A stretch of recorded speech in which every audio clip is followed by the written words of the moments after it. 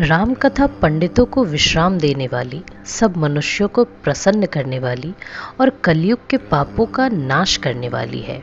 राम कथा कलयुग रूपी सांप के लिए मोरनी है और विवेक रूपी अग्नि प्रकट करने के लिए अरनी है।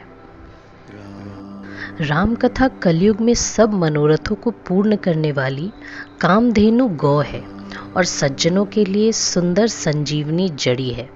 पृथ्वी पर यही अमृत की नदी है। जन्म मरण रूपी भय का नाश करने वाली और भ्रम रूपी मेढकों को खाने के लिए सर्पिनी है। ये राम कथा असुरों की सेना के समान नरकों का नाश करने वाली और साधु रूप देवताओं के कुल का हित करने वाली पार्वती दुर्गा है। यह संत समाज रूपी क्षीर समुद्र के लिए लक्ष्मी जी के समान है और संपूर्ण विश्व का भार उठाने में अचल पृथ्वी के समान है। यमदूतों के मुख पर कालिख लगाने के लिए यह जगत में यमुना जी के समान है और जीवों को मुक्ति देने के लिए मानो काशी ही है। यह श्री राम जी को पवित्र तुलसी के समान प्रिय है और तुलसीदास के लिए हुलसी के समान हृदय से हित करने वाली है। यह राम कथा शिव जी को नर्मदा जी के समान प्यारी है। यह सब सिद्धियों की तथा सुख संपत्ति की राशि है। सद्गुरु रूपी देवताओं के उत्पन्न और पालन पोषण करने के लिए माता अदिति के समान ही श्री रघुनाथ जी की भक्ति और प्रेम की परम सीमा सी है। तुलसीदास जी कहते हैं कि राम कथा मंदाकिनी नदी है, सुंदर चित्रकूट है और सुंदर स्नेही वन है जिसमें श्री राम जी विहार करते हैं।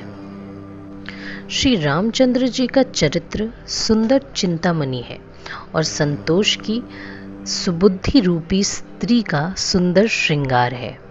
श्री रामचंद्र जी के गुण समूह जगत का कल्याण करने वाले और मुक्ति धन धर्म और परम धाम के देने वाले हैं।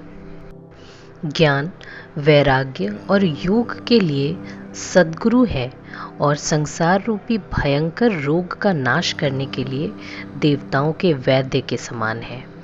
ये श्री सीताराम जी के प्रेम के उत्पन्न करने के लिए माता पिता हैं और संपूर्ण व्रत धर्म और नियमों के बीज हैं।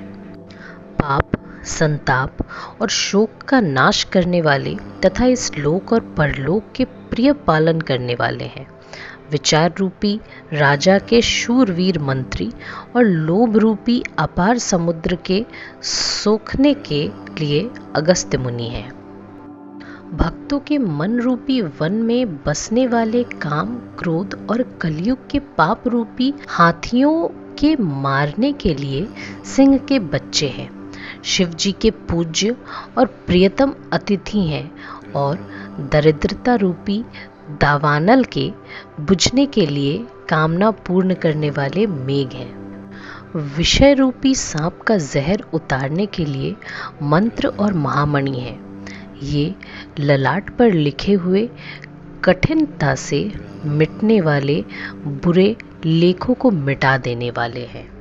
अज्ञान रूपी अंधकार के हरण करने के लिए सूर्य किरणों के समान और सेवक रूपी धान के पालन करने में मेघ के समान है।